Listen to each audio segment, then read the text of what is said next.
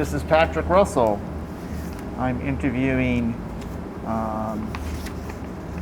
Jason McNeely for the first time. This interview is taking place on August the 4th, 2021 at Clinton, Oklahoma. This interview is being conducted by the Making History Project. So how are you doing today, Jason? I'm doing good. All right. And can you tell me when were you born? 4/6/46, All right. And where were you born? Oklahoma City. And how was Oklahoma City when you were growing up? It was mighty pretty. It was an ideal city. I had a good elementary school. I went to Central High School, and I integrated Central High School, and then I left there and I went to OU, and that's when my girlfriend and I broke up. And then I turned around and I went for a year and a half at Central State. All right, OU, Oklahoma University? Yeah. All right. And what's Oklahoma City best known for, in your mind? Well, I used to say overgrown cow town. Yeah, we had cattle, we had oil.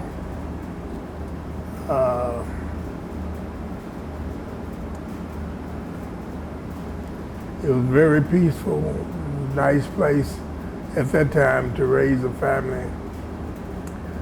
We didn't have a lot of gang activity. We just, our integration was really tough. In 1950, when we integrated in 1957. Okay. But other than that, after 2 years, integration began to sink in. I really enjoyed Central. I found out that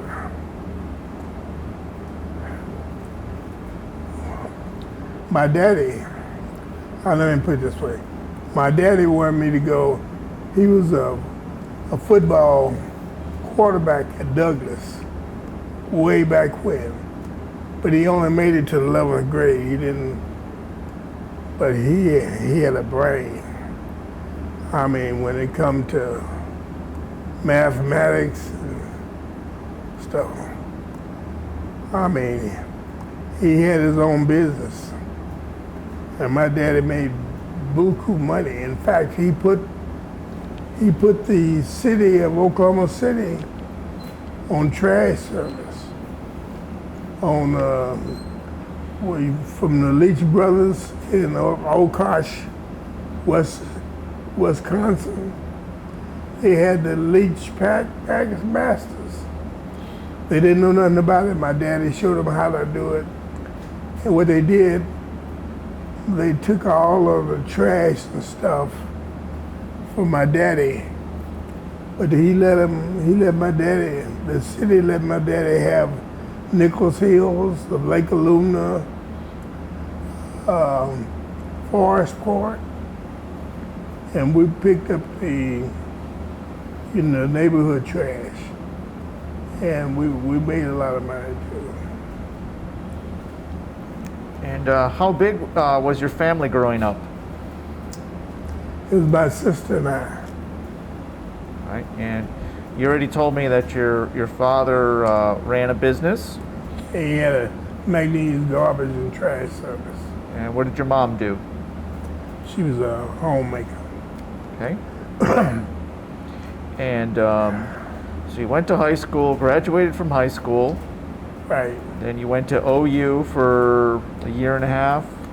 No, I went to OU for about 6 months. Oh, 6 months. Okay. And then I came out and went to Central State. All right. And then what did you do after Central State? What happened? I joined the Navy. All right. And what year was this? I think it was 1967 and going on 68. All right. And why did you choose the Navy? Well, I chose the Navy because the Navy swore me in because I had chicken pox. Did you enlisted? You Yes. volunteered? I All felt that I owed them. Okay. And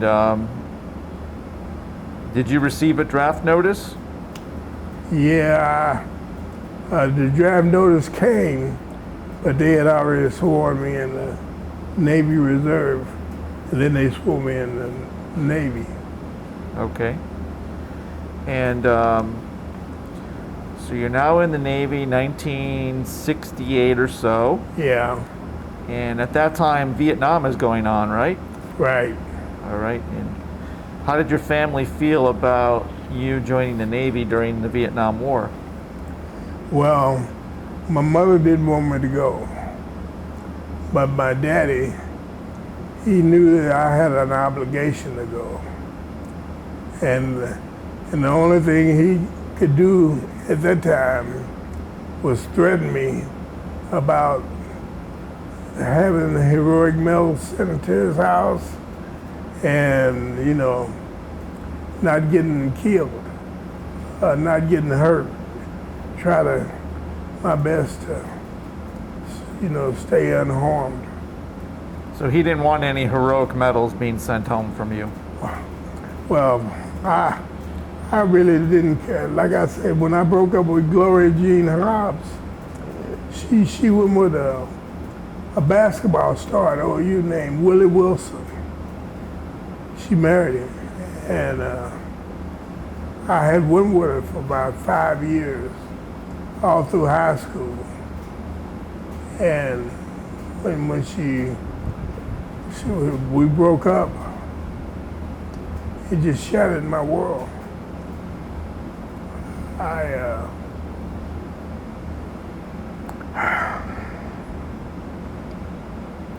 had dreams of being a doctor and a lawyer, and all at once it didn't make sense. When we broke up, it didn't make sense.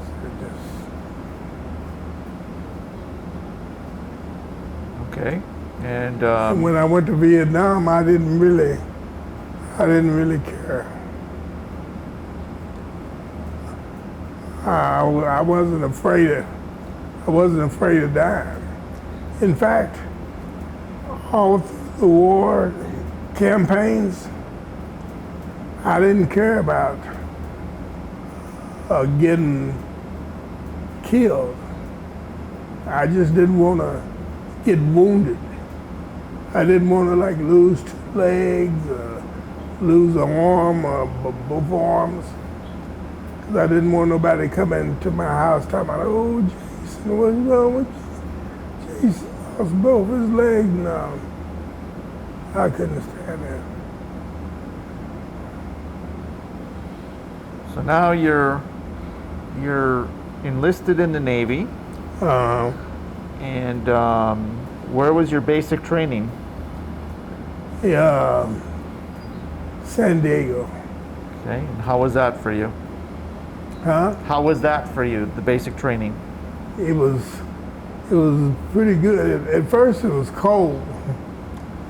Well, I got there during the wet season, but it was cold. But I really got to liking it when they made me company commander. And they put me in charge, and I really liked it. And I was in 223.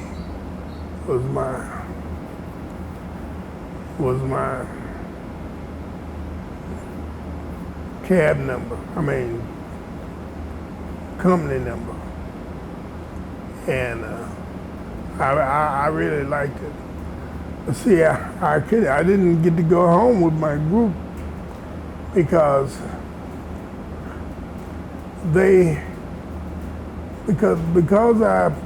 I felt kind of bad. I didn't want to be a doctor no more, and I wasn't going to be no being a lawyer or nothing. So they tried to send me to a hospital corpsman school. And at first I started, they accepted. And they told me, Jason, you're gonna be going with the hospital core group. And my company commander took a San Diego paper and he showed me the list of casualties. They were all HM1, HM2, HM3, HMN. He said, you don't want to be a hospital corpsman. So I said, no, I don't. So I backed out of going to be a hospital corpsman, and then they just sent me out. That's when I ended up going to Midway. Okay, so now you're Midway, what, Midway Island? Midway Island, the Goonie Birds. And what did you do on Midway Island? I worked in the commissary store. All right. And how was that? It was nice. The only thing that got me was you couldn't help but you look around you, all around you, there's nothing but water, ocean. And when you go to sleep at night, you'd be wondering if a storm would come and just wash you out to sea. And I didn't know how strategic Midway Island was. They had signs up that said, beware Pacific missile range.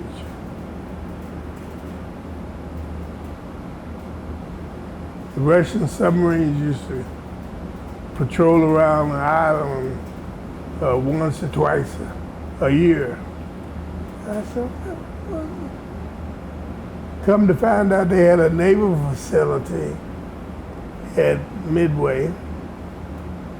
They had the naval facility could pick up Russian subs when they left port. They had it where they ran across these lines and they know what submarine and the captain. And then one night I was sitting outside and I looked up in the air and there go this missile. Yeah. And I got caught. They had missile silos in concrete that went out into the ocean on the west side. And I didn't know it. They just say, be careful, and they can't. I woke up after swimming one evening, and guys had M16s pointed at us. They said, man, you're around missile silos. I said, is that what them tubes are? Wow. But we didn't get no trouble. They let us go. They said, you can't be going out there. How long were you on Midway Island? 3 years. 3 years. All right. And then what do you do after Midway Island? I put in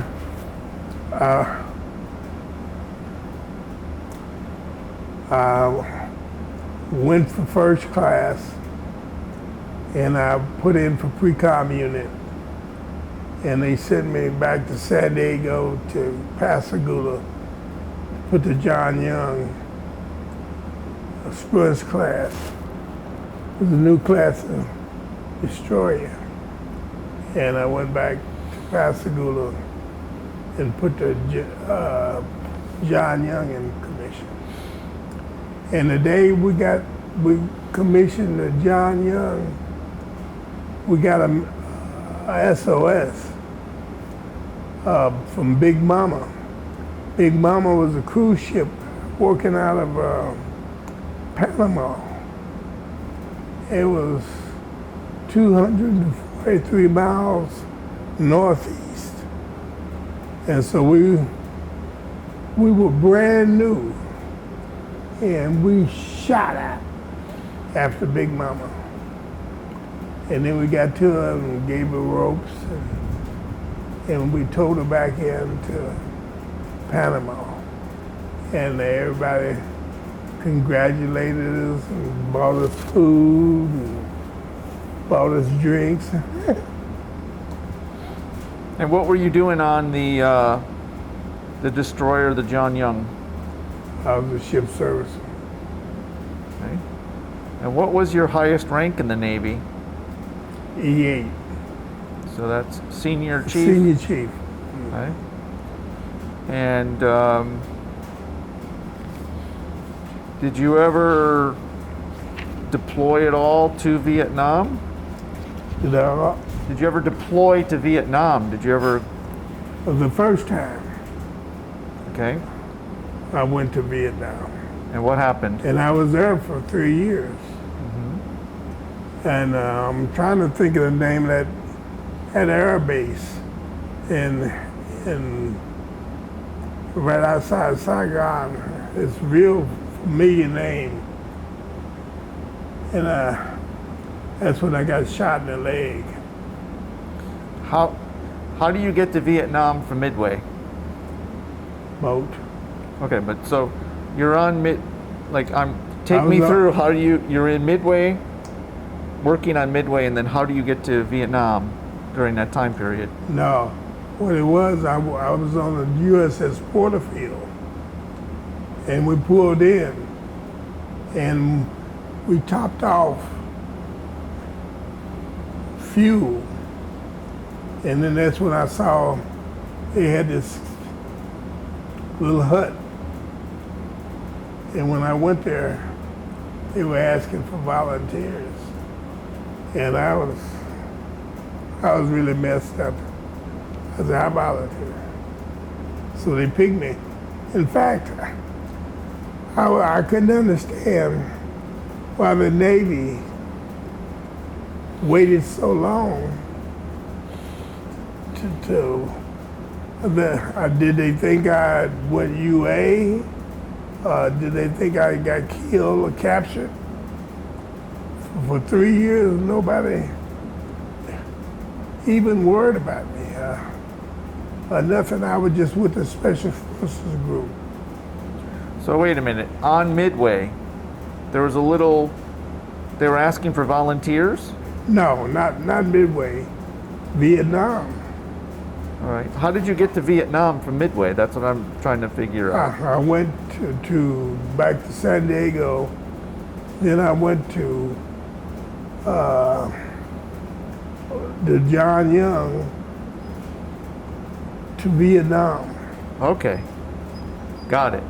So now you're on the John Young, you're in Vietnam, and then what kind of volunteers are they asking for? And who's asking? Stealing tin, being scouts. Is this the Army?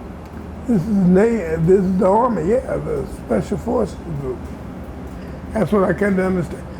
I couldn't understand how I was with the Special Forces group, and they never got me for being UA or nothing.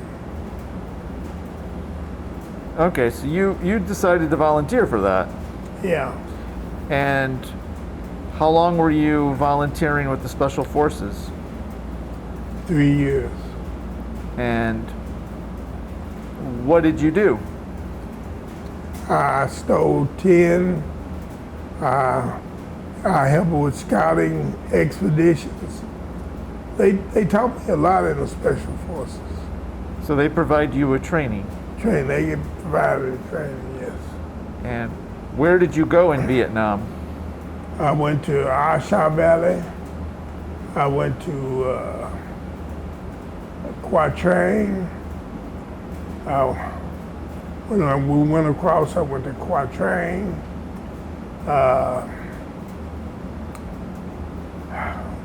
I can't think of that. I can't think of that place. But anyway,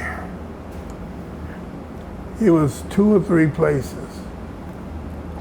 Because what we did in the 7th Sports Special Forces, the first thing they did was they went to Asha Valley to put down a firefight.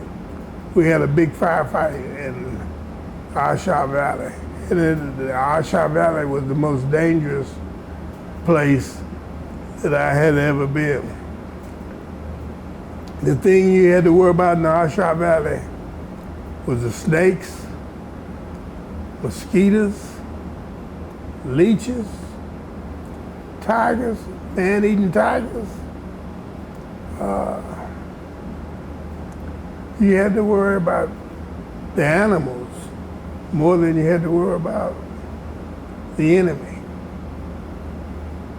And most of the casualties that came out of Asha Valley were from animals. They had mosquitoes almost big as my hand. And so, I mean, were you basically infantry at this point? I was with the 7th Special Forces Group. So they trained you how to use a rifle? Yes. So you were a fish out of water. I was good with, I was really efficient with M16, M14. Jesus. But why did you decide to leave your job in the Navy, where you were in charge of the commissary store, to all of a sudden running around with a gun in the jungle? Like I say, I was despondent because of my loss of my girlfriend, my high school sweetheart. My parents, especially mother, was planning for our wedding, and then she changed her mind. And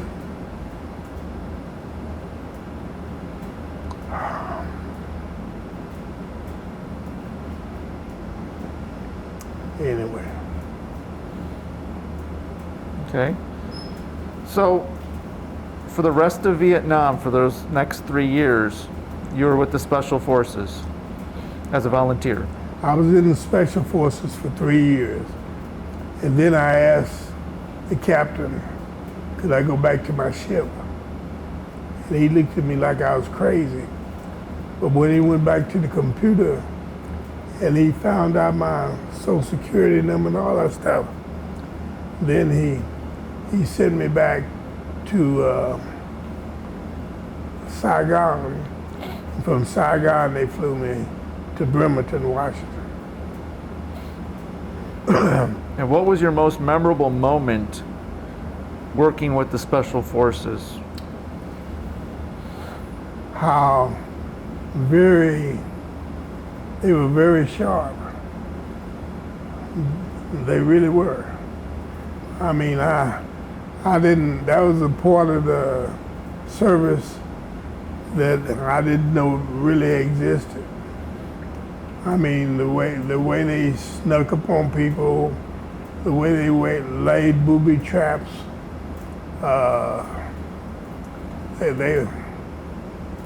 they were awesome, and they never left nobody behind. The guy would be all but blown to bits, and they'd still drag him back to,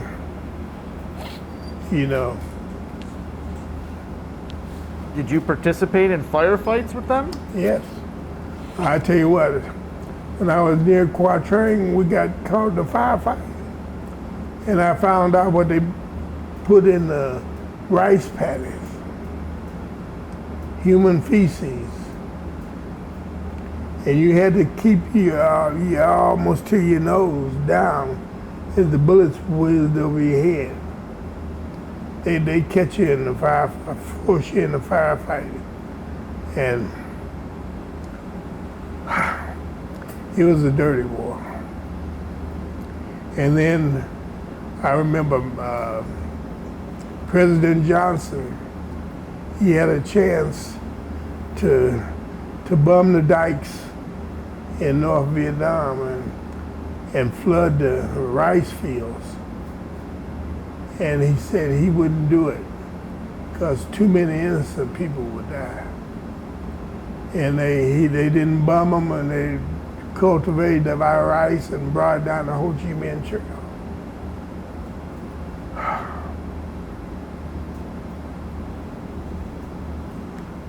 So now you end up in Bremerton?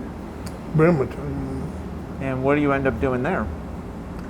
Well, I got to see The Graduate. The He movie. only had one theater in Bremerton, and I went to see The Graduate.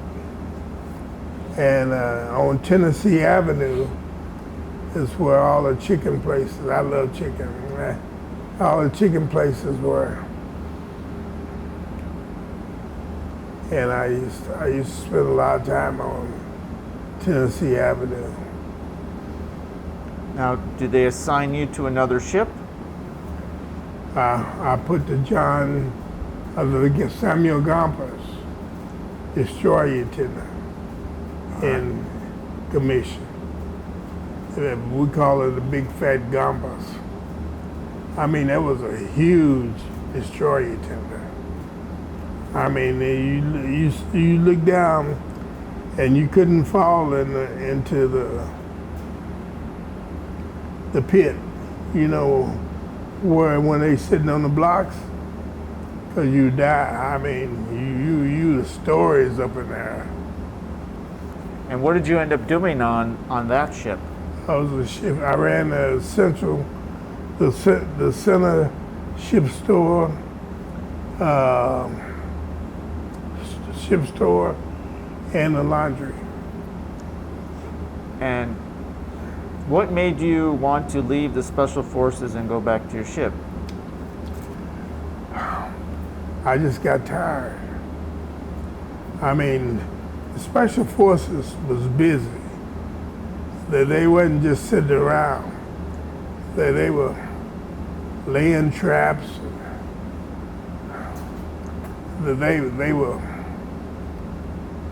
They were cold-blooded too.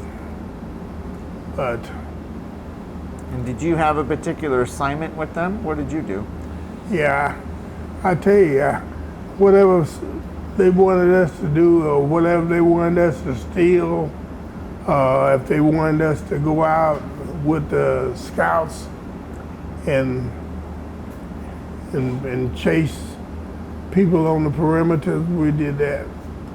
And then we were trained to fight if the group got attacked. And we had to do that too sometime. And all the time, when we had to fight back, they always tried to put us in rice paddies, because it was the nastiest place to be. To this day, it still bothers you. Huh? To this day, that thought yeah. still bothers you. Yeah, it does. And is there a point where you left the Navy? Yes, I left the Navy in October of '69 and ran my father's trash business for 6 years. All right. Well, it was actually 5. And this is in Oklahoma City? Oklahoma City. All right. And I was doing pretty good. And my stepmother, Mom, I hate to talk about this. My daddy, because he made so much money, he was the black bailsman, but he wasn't. It wasn't a job. He It wasn't McNeely's bill. He just loaned you the money if you need the money, and he knew you.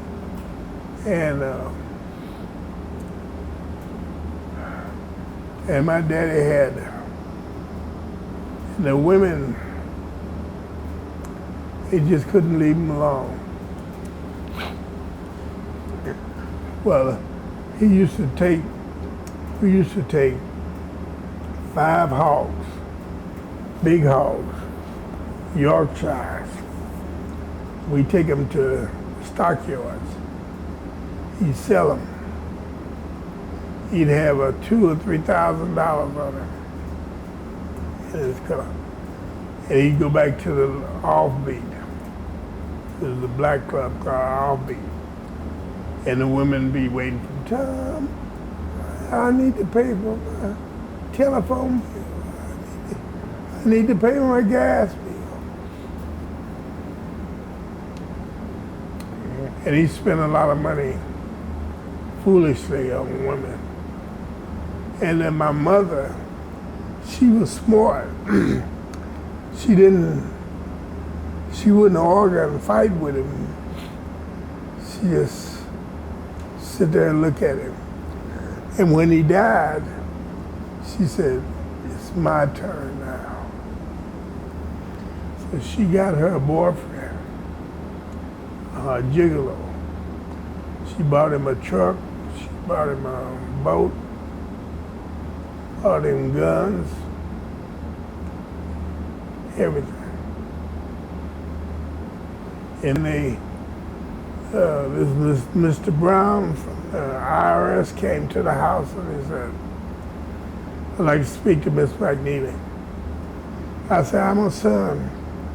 Speak to me. So he told me how much that she had been sending the paperwork for the IRS with no money. And I said, Mama, come here. And then they were getting ready to send her to jail. They told her she didn't have so much money. They were going to send her to jail in 60 days. So I ended up having to sell the trucks. I had to sell the house and move her in with my auntie. And then I decided I got to get out of here. So I went and joined the Navy again. And this was when? This was in, I think it was May of '74. All right, so now you go back in the Navy, and what are you doing in the Navy this time?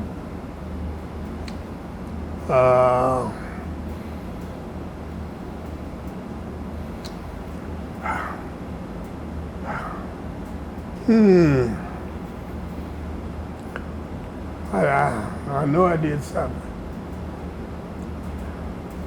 What was it? Was it Desert Shield that started? Yeah. And that's But not when- in 1974, though. That's too early. Yeah.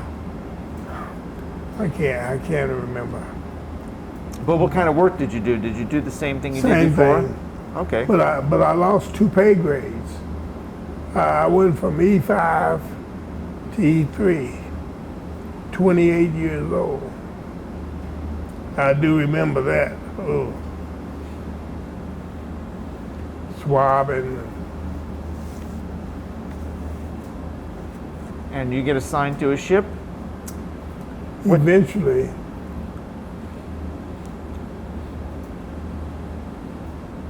Jesus. What ship was it?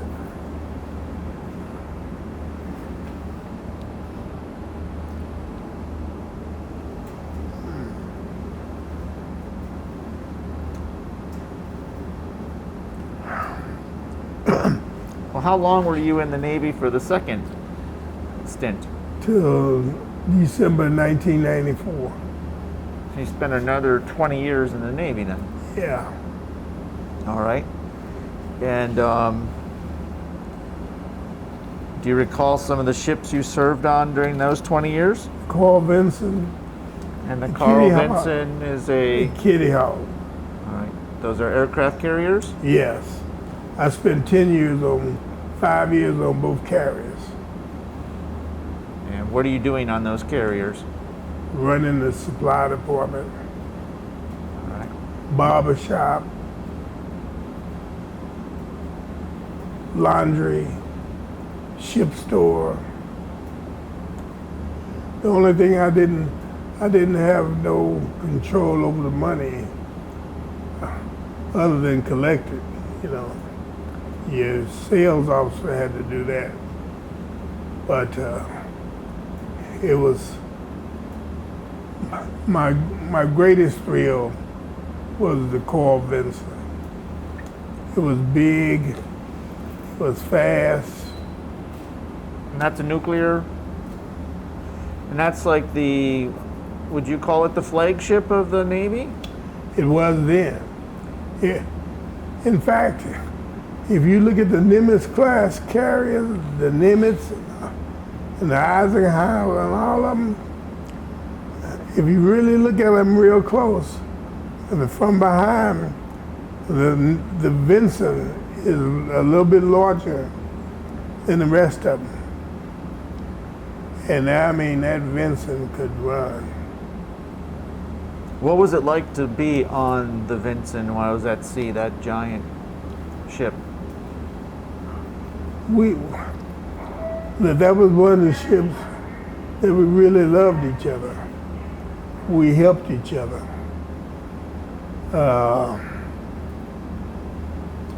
It wasn't like a lot of Navy ships where there were little cliques and animosity. Everybody got along good. Just like me. I love fried chicken. Okay, the CDs and cassettes would come in when I'd order them. I tell the guys when you got there, I say, hey, the new CDs are in and the cassettes, and you need to filter your way up to get them. And they said, what do you want, Jason? I said, I want a big thing of fried chicken and aluminum foil. So you took care of each other. Yeah, we did. And what was it like to be on the ship while the planes were taking off? Loud, especially when they land. It would always go, ee, and scream, ee, when they catch the resting hook. And, but I tell you what scared the captain almost to death. When we bombed Saddam's, because he violated the no-fly zone, you know, in the catwalks, the guys all filtered up in the catwalks they could. And when the planes would take off, they would go, banzai, banzai. They were Japanese, banzai. And the captain looked down there and he almost had a heart attack. He said, get them people out of there. The catwalk, you're gonna get burned. The jet, but we were gung-ho on the Vinson. We didn't care. Did it have any missiles? They had one Sea Sparrow mount. They took it off though. Did you ever see any of those launch? They had three phalanx. They had one on the back, and they had the Sea Sparrow on the other side. They had one up about a bridge. Man. Did you ever see any of those launch? I saw them shoot it. Yeah. That phalanx was bad. And so you were on the Carl Vinson dealing with Desert Shield. Were you there for Desert Storm as well? Desert Storm too. All right. I think earlier you mentioned something about Panama. Oh yeah. So you went down to Panama. Panama was with the John Young. Okay. See, when we got commissioned, and we were getting ready to go down and through the Panama Canal, go back to San Diego, they told us when we was pulling out to go down to the Panama Canal, this big mama was sending out SOS, and we turned northeast and went and rescued her. All right. So besides Desert Storm and Desert Shield, any other operations you were involved with? Yeah,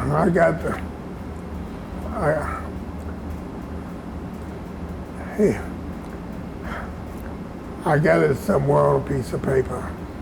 Well, it was some kind of Gulf, who was in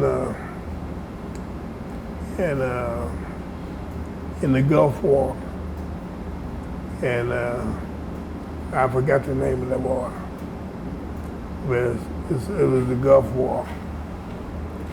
All right. And I think you also mentioned earlier to me about your, how would you put it, your introduction to the Russian Navy. In Vladivostok. Tell me a little bit about that. What were the circumstances of that? Well, when they shot that 707 down, the Kitty Hawk and the Constellation were in San Diego, and so was the Vinson. The Kitty Hawk left and went west toward Vladivostok. I mean, they just went west. The Constellation turned around, went around the other way, headed up northwest.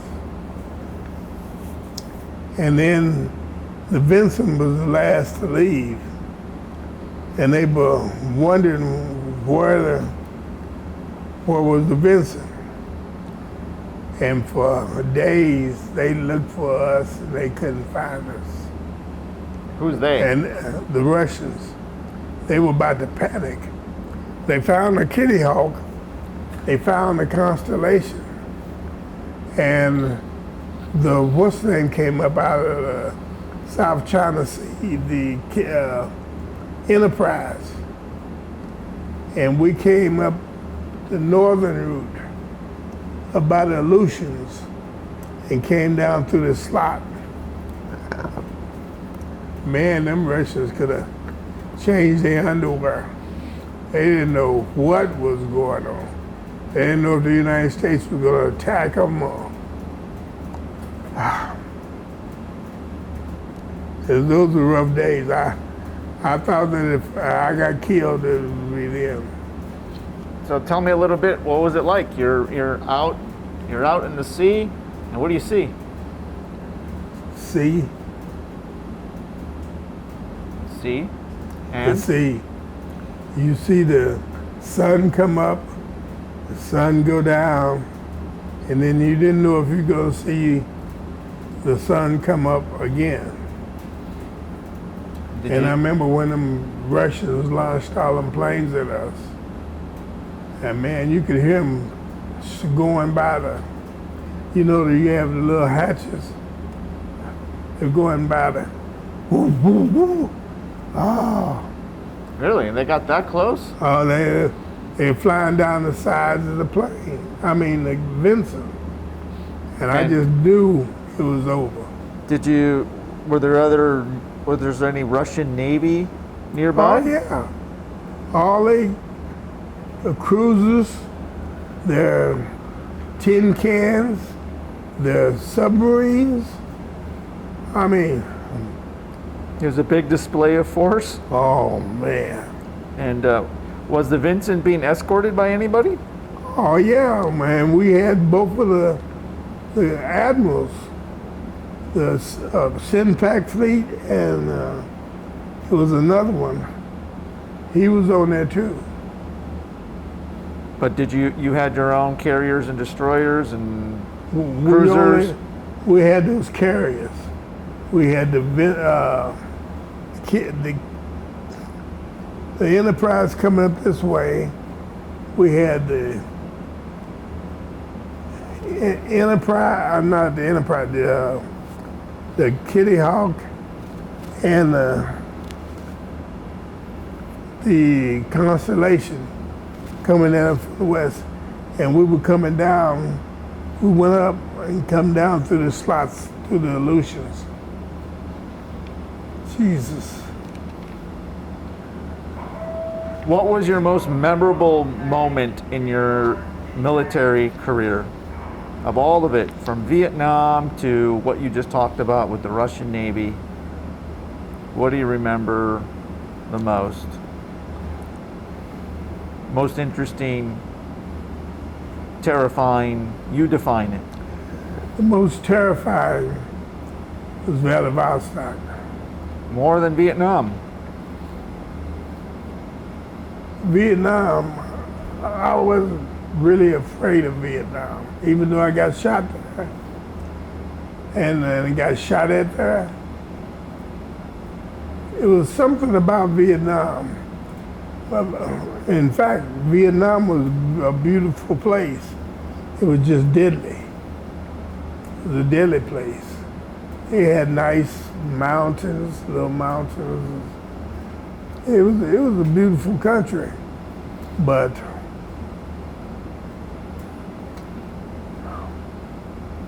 Jesus, with Russia, you never knew what Russia was going to do.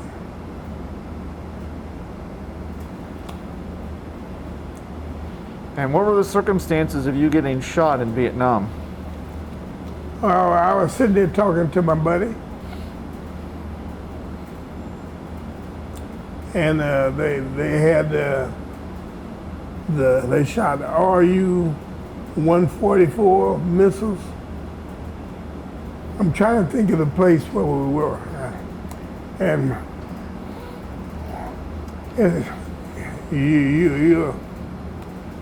you'll see it, and when that missile came in, you could hear it. When it came in, hit in flesh, chest,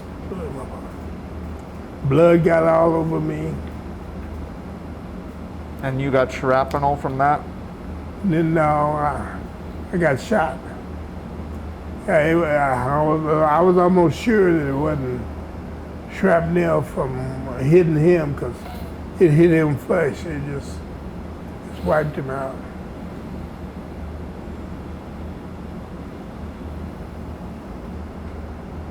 But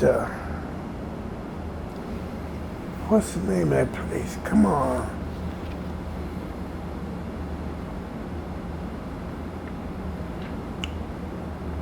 What was the name of that? It was like a helicopter depot and right outside of Saigon. What was the name of that?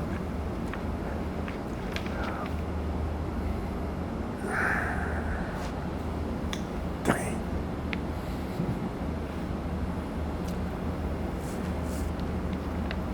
Is there anything from your experience, from your military career, and maybe even from the war itself, that impacted you when you returned home? No. No? No, I'll put it to you like this. I was looking at Dr. Jeremiah on TV. And he was talking about how God takes care of some people. Now, when I was 19 years old, and my daddy had his own business, and he was getting sick. He said, Jason, he said, I hate to give this business to you, son, because you got a lot of work to do. I said, Daddy, I know how to run a business. To be honest, I know how to run it better than you. So I went out to Yukon to sell some Chevrolet in Yukon. And I just left this place. I can't think of right now. I just left that and coming home. His son was going there, his youngest son. And his youngest son got killed. I was sitting up talking to him. I only had 2 credit cards, a $300 Visa and a $300 Visa and MasterCard, $600. And when I was talking to Mr. Sison, he started to cry. So I went and put my arms around him. I said, what's wrong, sir? He said, my youngest son just got killed.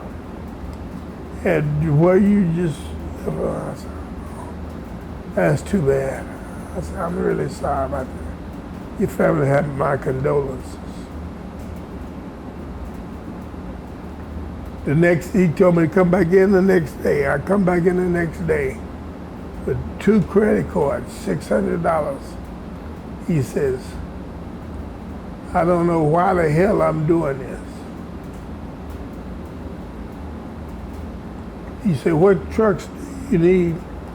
I said, I need them 2 red C50s. And I need that beautiful red grain bed with the horse. And I said, I got the business. I just need the equipment to pick it up. He said, can you promise me I said, sir, I will pay you every day, every month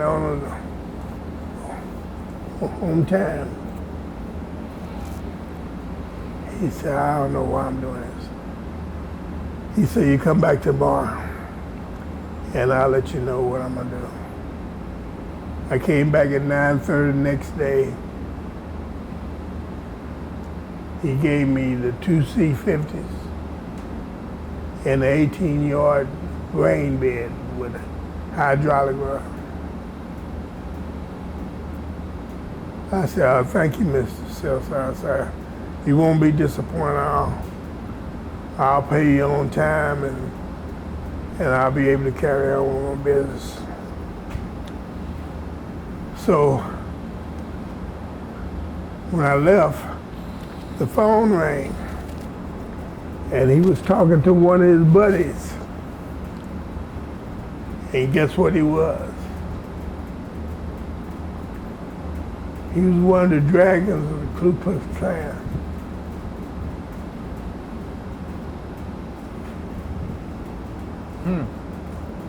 I got in the trucks, drove him home, and then he stopped me when I got ready to take the 1 C50 home. He says, do you have the packing units to go on these? I said, no, I'm gonna have to buy them, but no problem. He says, who are you gonna buy them from? So I said, J&R Equipment Company. We went, he got in the truck, drove down to J&R, JNR had one, and they could put it on that week.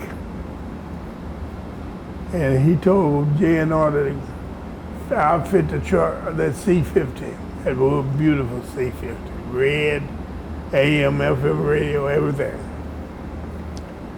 So then he said, you're going to send this other truck down to Lufkin, Texas to get the other packing unit.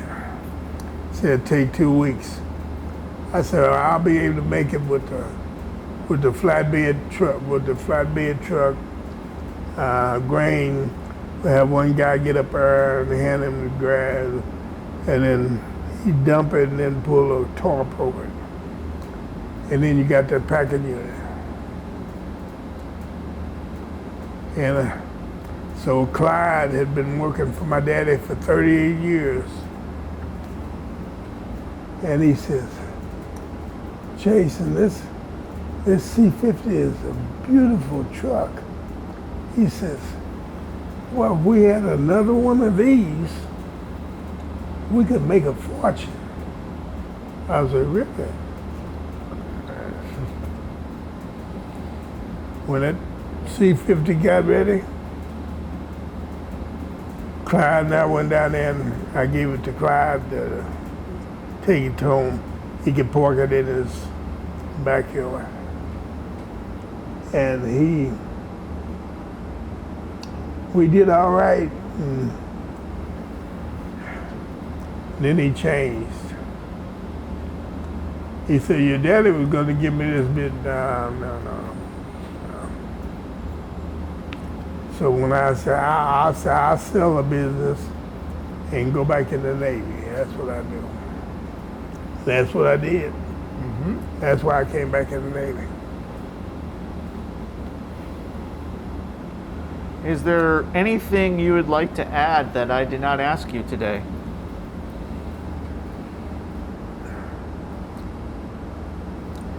All I gotta say, the Navy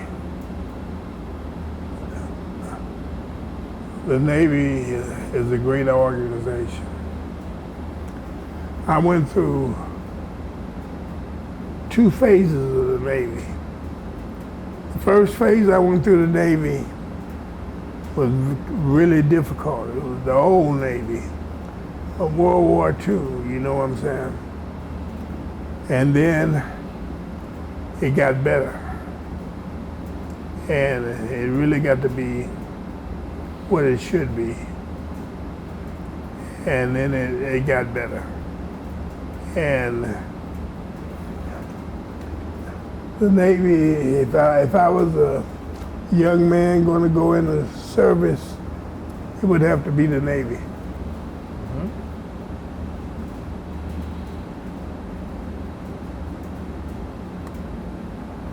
Yeah, buddy. Is there anything you would like to tell future generations, or any words of advice or wisdom? Yeah.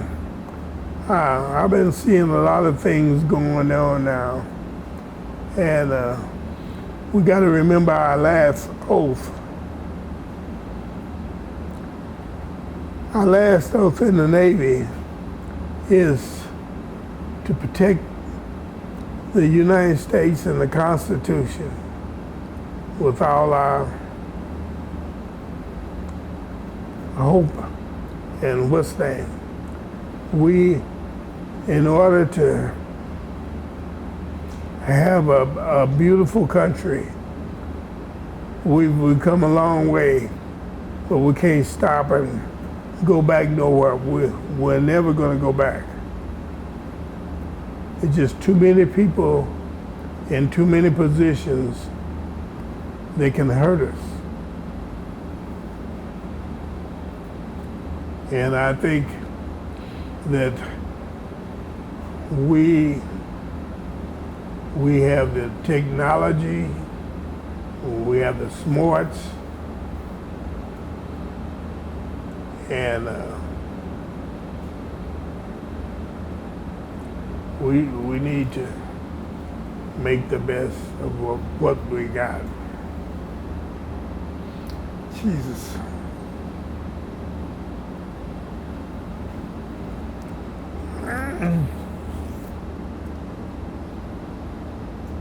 Well, that's about it for me.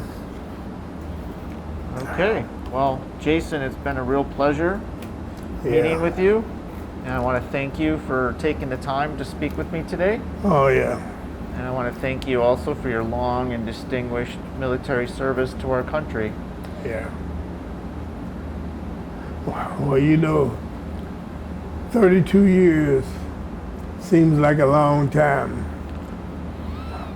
Some parts of it, like Vietnam, and when we were fighting against Bin Laden, it was, it was a little tense, but I know that the United States, with the stuff that we got, that we don't talk about, we're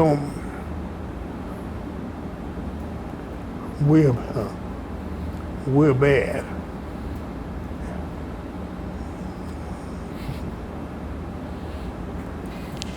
Yeah, buddy. All right. Well, thank you again, sir. Mm-hmm.